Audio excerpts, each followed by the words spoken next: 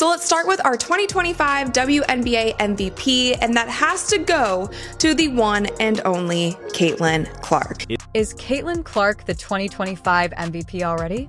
Predictions that Clark will dominate the 2017 WNBA season like never before are rife in the basketball community. Insiders claim that after a rookie season in which she was frequently face-guarded and double-teamed, she has drastically changed her game during this lengthy offseason.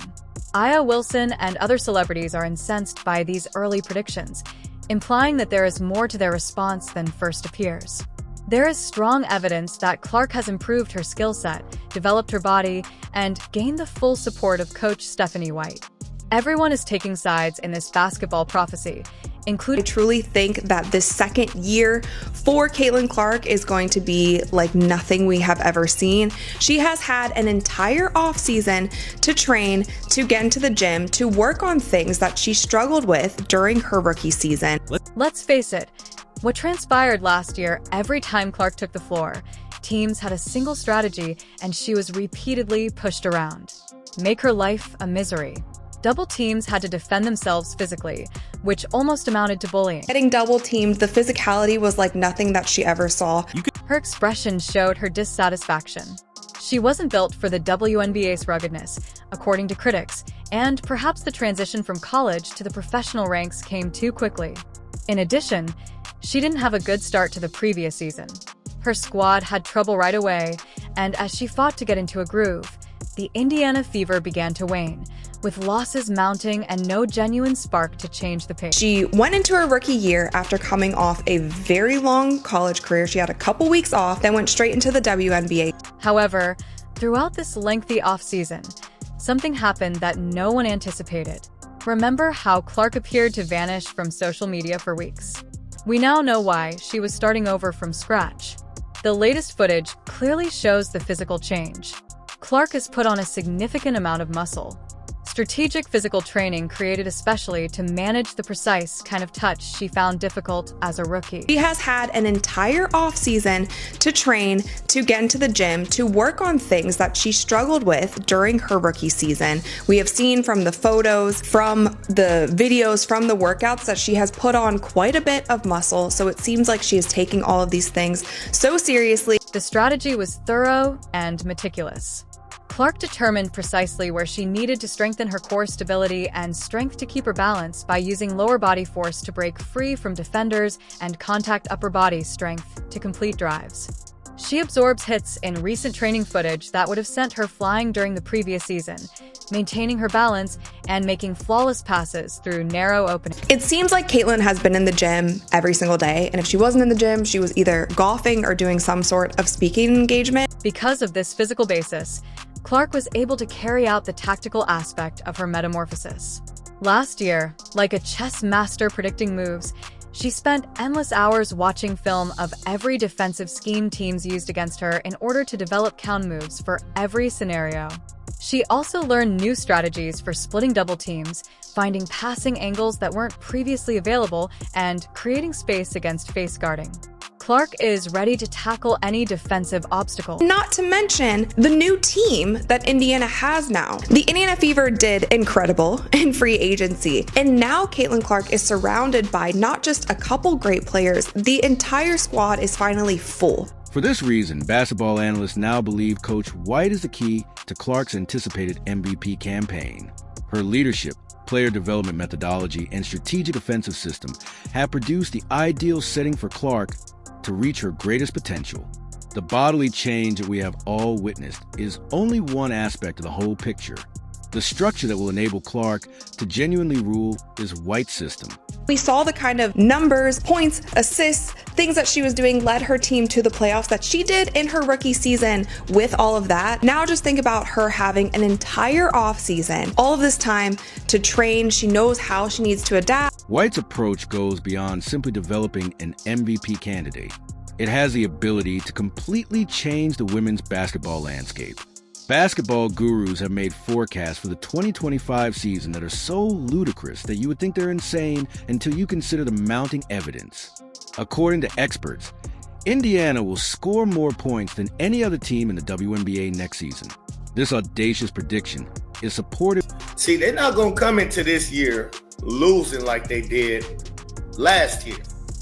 This squad that they didn't put with Caitlin is amazing. So the winning will be there, right? I believe their winning percentage will be way higher than it was at the beginning of last year. And Caitlin Clark will have so much, she will have her fingerprints all over. There are passionate discussions surrounding the Rookie of the Year race. Insiders point to other gifted rookies like Dominique Malona and Anna Morrow, but Paige Boers is the main speaker. According to one expert, Paige Boers will probably receive the most media attention, but depending on how their different teams use them, other players may become serious competitors. The extraordinary talent of this rookie class is intensifying. Sticking with the Indiana Fever, my prediction for Coach of the Year is Coach Stephanie White. It felt like when she got to Indiana, there was an immediate shift in the culture and the seriousness of this Indiana Fever franchise and organization and team. The most astounding forecast, perhaps, relates to venue modifications. Due to tremendous demand, the WNBA may decide to transfer a regular season game to an NBA arena. Teams all throughout the league are securing bigger venues for Clark's visits, since the Indiana Fever's away games already attract a lot of traveling support. When she got to Indiana, she brought over a lot of the people that she had worked with at the Connecticut Sun. She also brought in players that she was already familiar with, players that she had known even back in their college days. She was on the court immediately with these players as they were bringing in new people in free agency. We have heard from her in multiple interviews. It just seems like there is a level of seriousness with Coach White that they maybe didn't have last year with the Indiana Fever, and I think she gets it. She knows that these women want to win now, and she is ready to do that. Her expression showed her dissatisfaction. She wasn't built for the WNBA's ruggedness, according to critics, and perhaps the transition from college to professional ranks came too quickly. In addition, she didn't have a good start to the previous season. Her squad had trouble right away, and as she fought to get into a groove, the Indiana Fever began to wane, with losses mounting and no genuine spark to change the pace. I also think that she has been in the league for long enough. She has seen the different schemes that these other teams run, and she's just ready to get to work. I think the Indiana Fever are going to be super scary when it comes to the run and gun game, because we have heard from almost every single player and coaches and Coach Stephanie White when they talk about what you can expect from this Indiana Fever team. They want to run, they want to be fast, they want to get up and down, they want to wear teams out. However, throughout this lengthy offseason, something happened that no one anticipated. Remember how Clark appeared to vanish from social media for weeks? We now know why. She was starting over from scratch. The latest footage clearly shows a physical change. Clark has put on a significant amount of muscle. Strategic physical training, created especially to manage the precise kind of touch she found difficult as a rookie.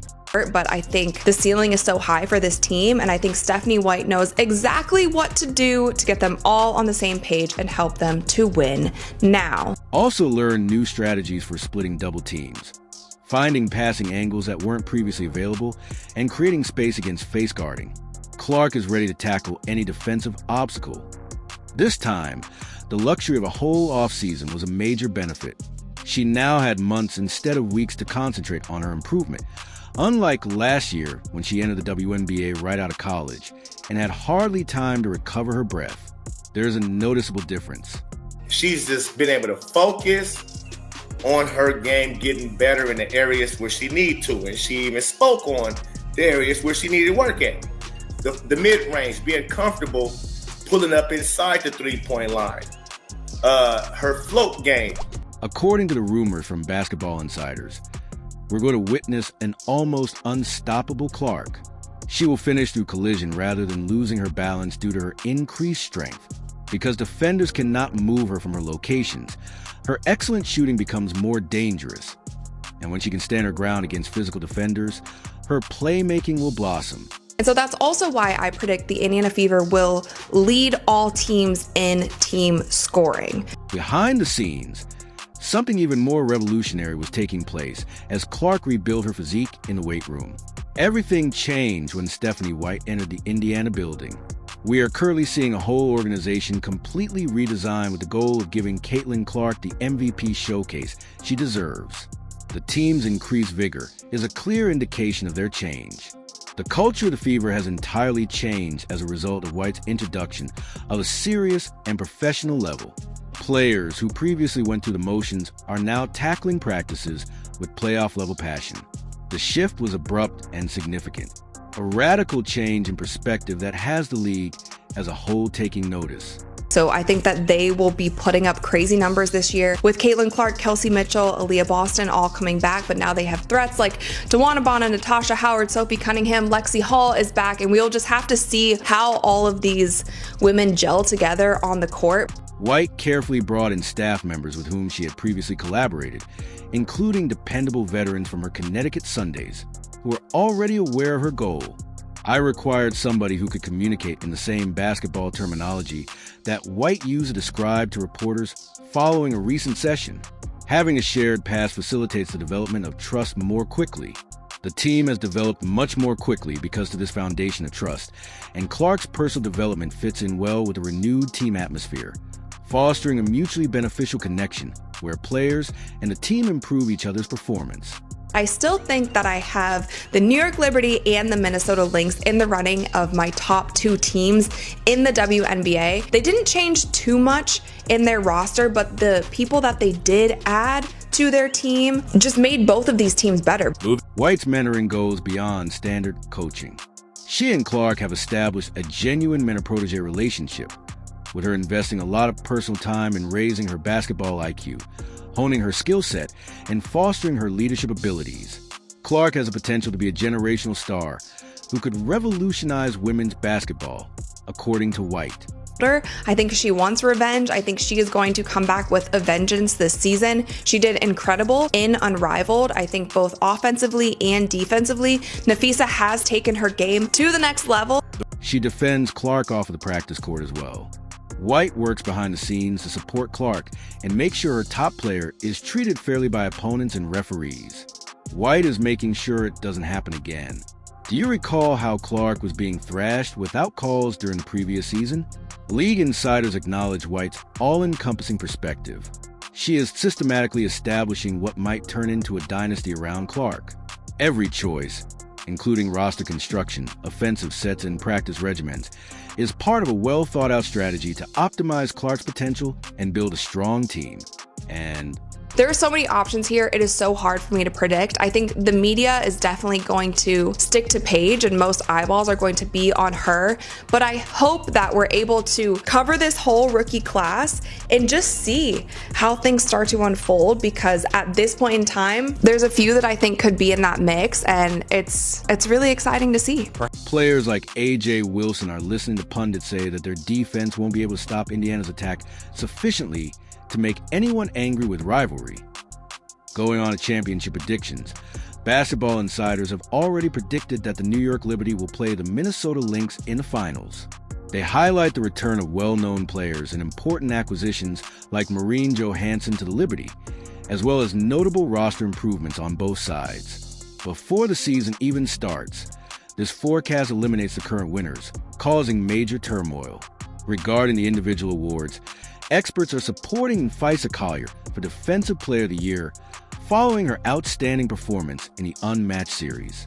In one-on-one games, her enhanced speed and blocking skills dominated the 3-on-3 full-court format, exposing weaker defenders while Kier continuously performed well. Exciting to see. And speaking of younger players, my prediction for jersey sales, and this might be a hot take, but I think the top 5 jersey sales this year in the WNBA are going to be either rookies or sophomores. And I know that sounds crazy, and some vets might hate me for that. These forecasts are based on discernible growth trends. Sales of tickets are soaring. The merchandise is selling quickly, and viewing estimates point to record-breaking sales.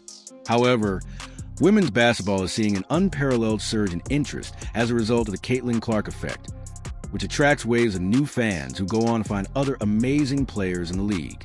Despite the team's early struggles, Pope, from Just Being Frank, noted in her discussion on Clark's prospects of winning MVP that she finished in the top 5.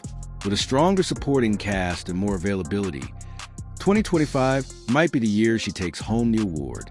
Thus, 2025 is predicted to be the largest WNBA season ever, Furthermore, it's not even close. The figures are honest.